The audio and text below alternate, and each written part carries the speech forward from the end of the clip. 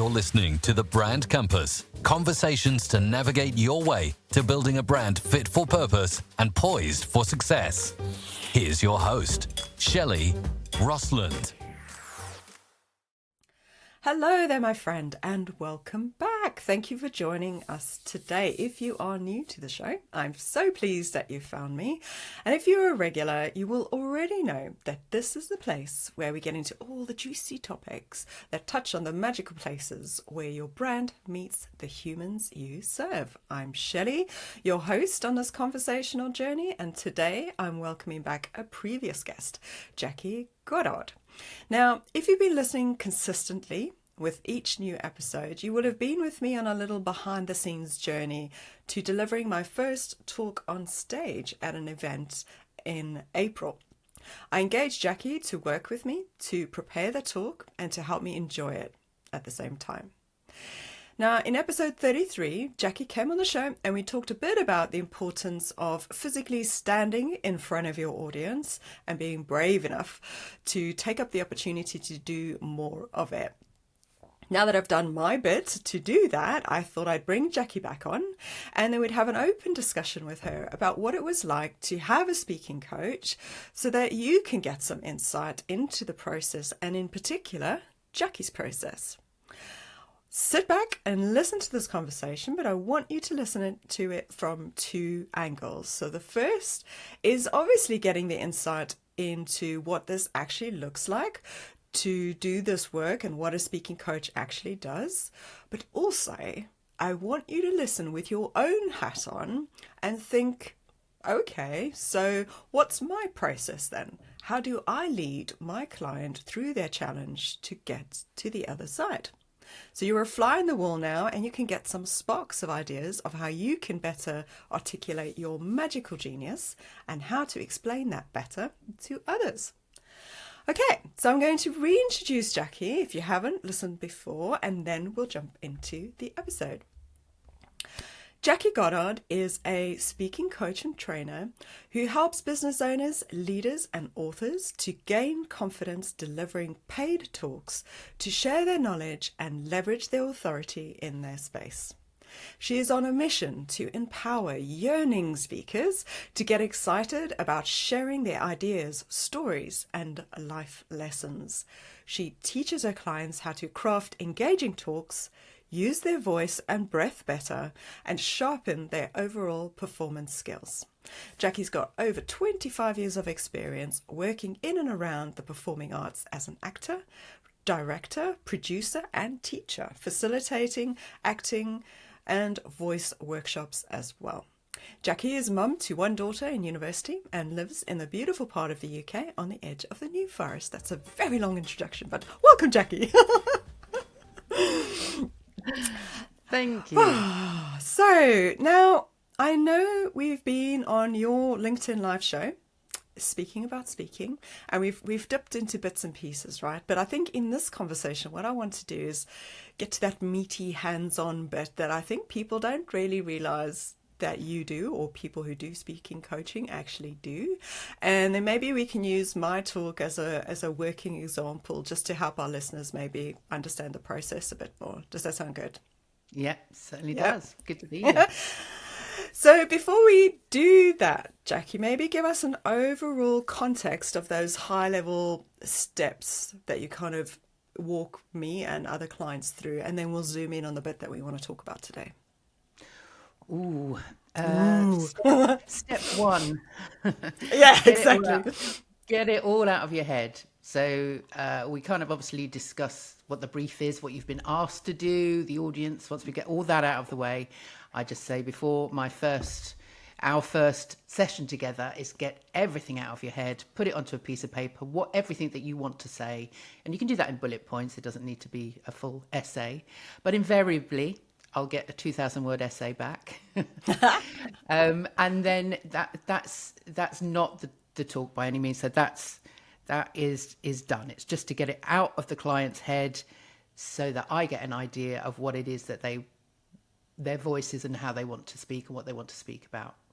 And then it's all about those big bits of paper, those big A1 sheets of paper that while the client is talking through, what they've written. I put onto those pieces of paper the bits that I find interesting. I also do research before, obviously, I come to work with a client to find out what their background is, what I can find out about them, so that as an audience member, really, I can look at them objectively and just say, right, this is what I find interesting. So a combination of that, that's when it's the brainstorming part. And then from that, with the stories and the ideas, we then put it into sort of a flow chart. So the journey you want to take your audience on, your introduction, the points you want to make, and the conclusion, and, you know, that powerful end point that you want to leave your audience going away thinking about. And once we've done all that, we hang the visuals onto those stories. And then right at the end, it's about the performance and about the practice. And that's when, I mean, as you know, we did all of the breathing and the warm-up exercises every time we met. Yeah. But, you know, when it comes to performance and practice, it's more about the voice and the clarity and the organs of articulation. Mm-hmm.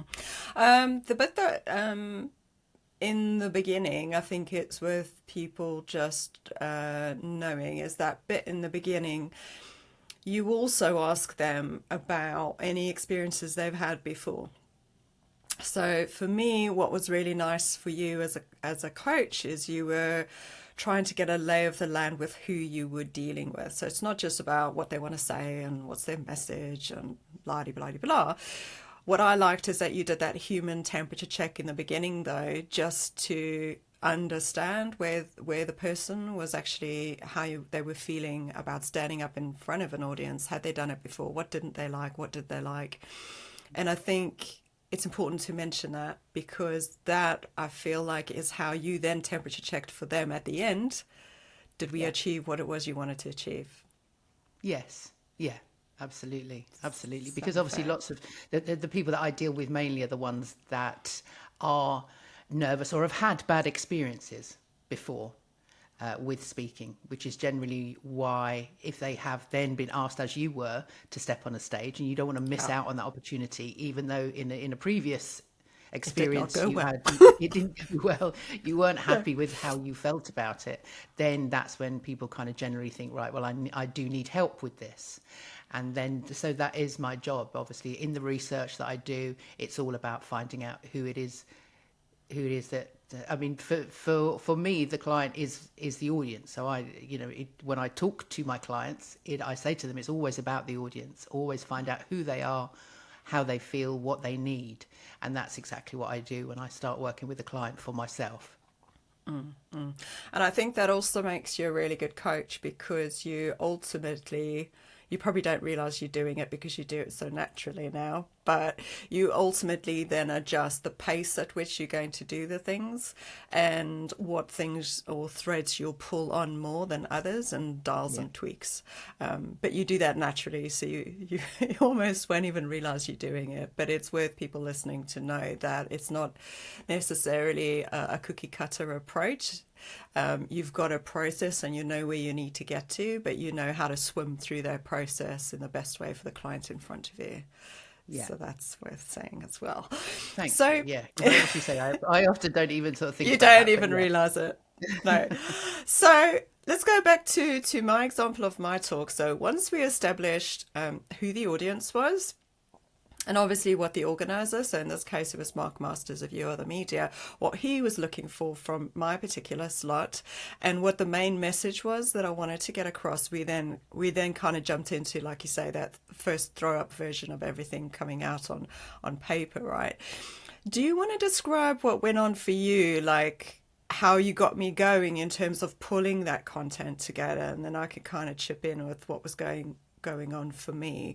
So I know you were talking a bit about the pieces of paper, but you actually have that little diagram that you shared with me with the different circles on that almost showed the pathway of where we were going to go. Do you want to describe that, and then I'll chip in as I came across my content? Yeah, I mean, as I say, it does start with that throw up, as you say. I love the way you say that because you'll throw it all up onto a Well, piece of because it's paper. not perfect, is it? You just got to like It's just get it not. all out. It's not, and that's exactly it. That's exactly what I'm after. Is, because whatever you put on that piece of paper, that in that process of throwing it all out there, is a starting point. It's not the talk, but it's a starting point. So from that bit of paper, I can see the points that you want to make. So that for the brief that you've been given, those are the points that I know you need to hit. Yeah. So those can go on that flow chart that has, the 4 circles. Obviously the topics in the center, and then you've got the flow through the circle. So each circle will be one of those points that you need to hit, one of those objectives, one of those bullet points that are within your talk that the audience need to hear. That's the reason you're there. And then how do we land that message, and then how do we transition from that message into the next one, the next circle, and then into that next circle, and then into the next circle, and then out. So with those circles on that flow chart, we've got those points that are in that throw up piece. Then in between that, my job then, as you're talking to me and as you're reading through everything that you've written down, I can then, and with the research that I've done, I can then match as an outside eye, as an outside ear, I can then think, okay, as an audience member, how would that land with me? What would be the best story to make me understand the point that you're trying to get across and make me visualize it, be engaged, and be entertained? So that's when I can then start pulling on those stories. And how do you feel about this? I mean, a big part of this is about why people are doing what they're doing in the first place. There's a reason generally that we as business owners are running our own businesses. We're as entrepreneurs, even as leaders, as employees. Even there's a core in us that keeps us going day to day, doing what we're doing, and that's the essence that I want to get out of the talk. That's the essence that I want to find in those stories, because that's what's going to make you relatable to the audience and make them resonate with the message. This is what I found really, sorry to interrupt you there. This is what I found really challenging, because I hadn't had the stories yet in my head. So the initial bullet points of kind of what's the crux of the message I want to get across was kind of our overarching theme to what the talk was going to be. But I hadn't really mapped out each of those circles per se, because part of the reason for the circles was also taking the audience along a journey, like you said, and then linking the story so that at the end you got to the point that you were trying to make in the first place. And I think I found it really tricky because you would say to me, oh, okay, so you want to make this point. So like, when has this happened in your life where you learned that lesson, or you came, and actually, because I haven't done this work, and this is the bit that really energized me afterwards to realize how important this personal brand work is, because you have to do this story digging, this narrative, and it's not just one story, it's multiple stories you have got to do. And then you'd have a buffet of these. I just didn't have a buffet. Yes, you got your memory, right? You got your memory to a degree, and luckily I have a photo album, so I could go and find something to go, actually, well, this is actually one of the things that highlights one of the points. So I did find it challenging, but I found it incredibly useful. And then when once you'd done that, and I'd kind of identified a couple of stories, I was really nervous. So you'd identified, the points that I needed to make. And it kind of gave me sections which matched or married with what your circles were. And I had to go away and prepare what I thought story-wise, because you said to me, it's got to be relatable, you've got to make it about you. So I can't tell other people's stories per se, they have to be mine. I had to go away and do that. And then I prepared it, and because I'm a podcast show host, what did you say to me? I said, it's a lovely podcast episode, Shelley. Not your talk. And this, I wanted everybody to get that, because ultimately people think because you have a podcast show or you're doing videos, you're doing online stuff, they're like, oh, of course you'll be great at talking and speaking on stage. It's a whole nother game, isn't it? It is. It's the tone, the content, the storytelling. So once you got my first draft with all of my bits and pieces in, tell me then, as I handed that over to you, yes, it was a podcast episode, but what went through your head though, going through that story and going through what I had? At that point then, it's because obviously you are very used to and very good at podcast hosting, and what you write is very valuable, but we don't speak how we write. We write a lot more formally than we actually speak. And so all the content that you had the content there when you came back with that draft. It was the tonality though, wasn't it? It was the tonality. So it was then Shelleyfying it. It was then to find the moments that we could bring in some humour, or we could make it in your voice. So it was you on the stage connecting with the audience, making that human to human connection, rather than broadcasting through a camera for a podcast episode. So that's basically, that first draft was there. Everything we needed was there. We just needed to humanize it, just to give it that kind of that relatability to the audience. And that's when the visuals come in, because then you can start, once you've got the stories, then you can add a visual, and then suddenly you've got this image behind you that kind of illustrates the point you want to make, but it's also an interesting point in your talk, whether it's something humorous or whatever it might be. Yeah, and I think this was one of my challenges, right? Was because like old school presenting, when you're doing networking or doing things to small groups and that, you'd use your slides as prompters to help you remember what you want to say. But it's almost the opposite with when you're on stage. Well, it should be, because a good speaker would be doing this, and I've seen multiple of them doing it, and now I have more admiration for them. But basically, I had to learn my talk by rote and then get comfortable about it. But then I also had to learn where I had to click my clicker. Yeah.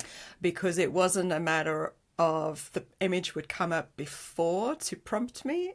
My image would always come up as I'm saying it, or in the middle of me saying it. I found that really useful when I was practicing that with you, and we did my first run of images. You would say, by sitting there observing, because you're watching lots of different things while I'm busy practicing it to you, you would go, no, you click that too soon, or actually it would be more powerful. Like I had a picture of who's the guy from Silence of the Lambs? I've forgotten his name. Anthony Hopkins, behind the cage, because I was talking about attracting the wrong people, and that's kind of like the worst case scenario I could think of, was Silence of the Lambs. But and it wouldn't have had an impact if I put it up too soon or I put it up too late. And I think that was really useful, getting that from you, going, no, that actually landed really wrong. You need to click it at the right time. Yeah. And that comes from obviously being a director and doing all of that sort of acting stuff. It's putting what my job is, to put together a performance, and whether that's actually on stage or in a room somewhere, it needs to be a performance, because there needs to be a reason for it, the motivation to deliver a message or educate, or whatever the reason for the talk is, but it needs to be an entity, it needs to be a production. I think what was also useful is when we pulled the right stories, because I had a bit of a confidence wobble on some of the stories, because I don't know if the listeners will resonate with this at all, but some stories I just think, oh, that's boring, man. Like, everybody has that happen in their lives. Or, geez, why should I share that? Because, who's going to be interested in that? But you were quite... I mean, give me your view on that. So I'm not going to speak for you. You tell me. Just going to trust me. I'm going to trust you to go. Yeah. So What was your response well, to it is that? that thing of, everybody, we all have stories. I have stories that I obviously kept buried for many years because you lived them, you went through them, and all of those things. They weren't necessarily always the best moments in our lives, these stories that we have.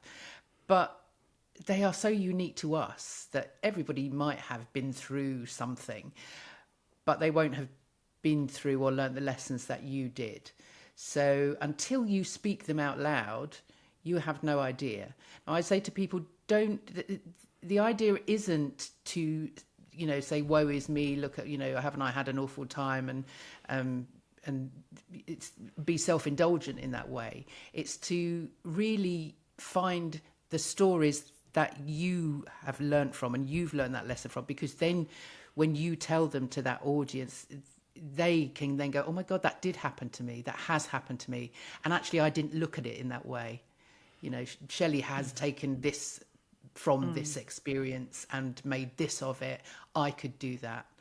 And we live with our stories that we don't value them. We don't really value the learning and everything that is in the experiences that we have. They are unique to us. They are unique as human beings, and we all experience things in different ways. So I think it's always valuable to put them out there, but make sure that there is a reason. Your intention and the motivation is for the audience and not for yourself. Definitely. I think that's what made it really nervous for me, like opening up and sharing some stuff that I haven't in a public forum or talked about in a public forum. And I knew for this event it would be the right thing to do because I trusted Mark and I trusted who the audience were. What I didn't trust is that anybody would find them interesting. So it was really amazing doing the talk and sharing some of those stories, and then having people come and talk to me afterwards, and everybody got something different from the talk. So it wasn't even sometimes about the actual story it was itself. It might have been how I delivered it or how I then spun it through the storytelling that I was doing. So I'd say for anybody listening it's an experiment. And I think until you've done a couple of these talks, you won't really know what lands and sticks, and it, like you said, it might be just the way in which you're doing it, and it might be the way, but those stories do need to count for something. There's no point in telling stories that have no real context to the message that you're trying to deliver. Yeah. I mean, it's harsh, but you just have to sort of say, what's the point? And why should the audience care? Why should we listen? Yeah, and why should we care? I think it would be useful for people to understand the structure of the kind of work that we did together. And I know you do tailor some of this depending on who's in front of you and what it is that you're trying to get through with them. So for us, just for the listeners' interest, is we broke things up, didn't we? So we did things over a period of time. So I was asked in September last year, and then I already approached Jackie and said, right, did we start in January? I think it was January, yeah. So we started our work together in January and my talk was in April. So we then broke up our time, didn't we, between Zoom sessions, and we also met up in person as well. Is that how you normally structure things? Like, talk me through how that works well from your side and from the client's side. Yes, there's generally a mix of both. I mean, obviously, if I'm working with people that aren't in the country, then that makes it more difficult. Everything does have to be done on Zoom, and that's fine. But I do love to get into a room with people. There's nothing quite like it, really, being in a space with people. So if I do have that opportunity, like with you, where you're not sort of around the corner, you're sort of halfway up the country. Yeah. But it was nice to be able to come up and spend an afternoon or a morning. I can't remember what we did, but it was a few hours. I think. Yeah. Whereas a Zoom call is a shorter amount of time. But certainly with the Zoom calls, we can do all of that brainstorming work. we can really just get it all out there, get the shape, get the content. And then if there's the opportunity to get in a room with someone, then that's when, you know, you can have the slides up, you can stand up, I can get you doing the warm up and the breathing exercises and filling the room with your voice and all of that, which is slightly more, inhibiting when you're actually at home. If you've got other people in the house and and I'm asking you to do these voice warm-ups. So yeah, it's a mix of both.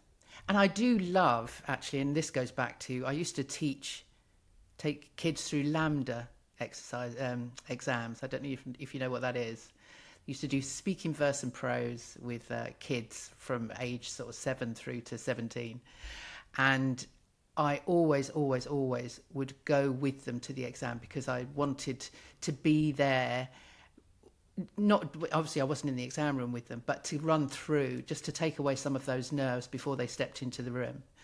And, you know, I do that now with my clients if I can, as I did with you. I saw you the day before. Yeah. And if you'd have wanted to go through it just before, I was obviously there in the room when you gave your talk. So and even with a lady I've been working on who's not working on a talk, she engaged me. She works for an arts organisation and does lots of presentations in front of stakeholders and for funding and investors and all of that. So she just needed to go through the process of finding those stories. And so even though there wasn't an end result, there wasn't a talk that I was going to be present for, on our last session together, I asked her to get a couple of her colleagues to come into the room and she performed to them. So she got some feedback from them, which was fantastic. And it gave her the opportunity to you know, obviously we all get nervous even I get nervous if I stand up and have to deliver a speech or a talk. But if you can do it out loud to somebody, just for some constructive feedback, which I asked you obviously to out loud to your husband. But yeah, it's always good to, and I do like to be there if just before something's going to happen, just to get them over those nerves. Yeah, I might just mention also how you gave advice around how to get that talk into my head as well, because it's very easy from a tonality perspective when you're learning things off by rote from a sheet of paper that you get really dependent on that piece of paper. And while you need that in the beginning, while you're just getting used to the stories and how one leads on to the other, I think the way you guided me on then learning that piece so that it just became natural to talk was really useful. And I try to be a really good student and just do exactly what you said and try and just trust the process, because part of it you said was, okay, record it onto an audio, and then when I go for a walk or something for 1 week, just do that every day and that was actually that was really useful. And there was a point where you said, right, you're not allowed to look at the words anymore. You're not allowed to look at the paper. And I was like, oh, crap. And I did it and I stopped and I just forced myself to then practice twice a day doing it. I was driving everybody a bit crazy. But that element of putting someone in the room was quite interesting because I just clammed up, man. Yeah. I clammed up. I was like, wow, thank God I did this, because I would be looking like really silly now. But so yes, Christian had to be in the room and then I practiced to the room. But that has actually helped, like you said, to actually have someone in the room, because I didn't realize that I was getting really comfortable talking to the pictures on the wall in my lounge until a face arrived. Yes. And then you can hear somebody breathing in the corner. It's like suddenly all the words fall out of your head. Exactly. And if you once you've done that, it's not so scary when you do walk out in front of those, the actual audience. Yeah. Because, people say, oh, we'll just practice in front of the mirror. Why? What's the point of that? No, because it made me feel worse. Yeah, I didn't actually like that. I think the other thing to also just note, like, everybody is different. So anybody listening, you don't have to be shouty and you don't have to be a highly confident individual to do it, because you actually deal with a lot of mindset stuff while you're doing it. Again, it's very natural. It doesn't feel, tough. But the other element to think about is finding that bit that is comfortable for you. So I have to laugh. So the example I'll give is, when you said to me, like, what would be that song that would get you pumped up to come on stage? And I was like, don't know. Because actually in my head, I was fighting it because I was like, well, no, I don't want to be riled up, because actually for me to get up there confidently, I actually needed to be calm and quiet and stay that way until I got onto stage. Even though Mark Masters does shout a very big introduction and rowdy up the troops to come on stage. But actually it was interesting because I never would have known that until you'd asked the question. Well, no, and thank you for giving me that feedback, because I kind of always assume that people have their walk Like on a Rocky music, Balboa. It's just just generally the way you get on stage. So I mean, it might have been nice actually to find out what piece of music would have been Useful. would have been helpful Yeah. to you to get on stage. So that might be something I'll introduce to my program now. Maybe. Because I just say, 70s rock ballad or whatever is generally usually what comes up. But Full actually, columns. yeah, perhaps there's something a little more sedate. Yeah, or, because I played with the metaphor of playgrounds in my talk. So maybe it would even have been something that was quite playful and joyful, almost like childlike. Yes. Maybe that would have sung to my heart more than a big rowdy Bon Jovi living on a prayer. Yeah. Oh, honestly, Jackie, I don't think I would have been able to do the talk without you. And I have to say, even for listeners, for me, this wouldn't be a once-off. So if I was ever asked again, I would still want to go through the process. So what I would say to people listening is this isn't just a one-off and you're done, because now I'm comfortable what the process is. I think I could still do with that objective eye. The ones going, yeah, I'm not sure that picture quite hits the spot, and I think you need a bit more, take out that story because actually that doesn't make any sense now that you've gotten to. It was really useful to have that objective eye, but objective with coming from a space of wanting to make it better and wanting me to do well. Do you know what I mean? Yeah. Yeah. I mean, as I said to you earlier, 70% of the work that I do is being that objective eye. And there's obviously something in me, which was nice actually, as I was sort of going through and thinking about what we would be talking about, was what when I'm working at home and I've got you guys on Zoom.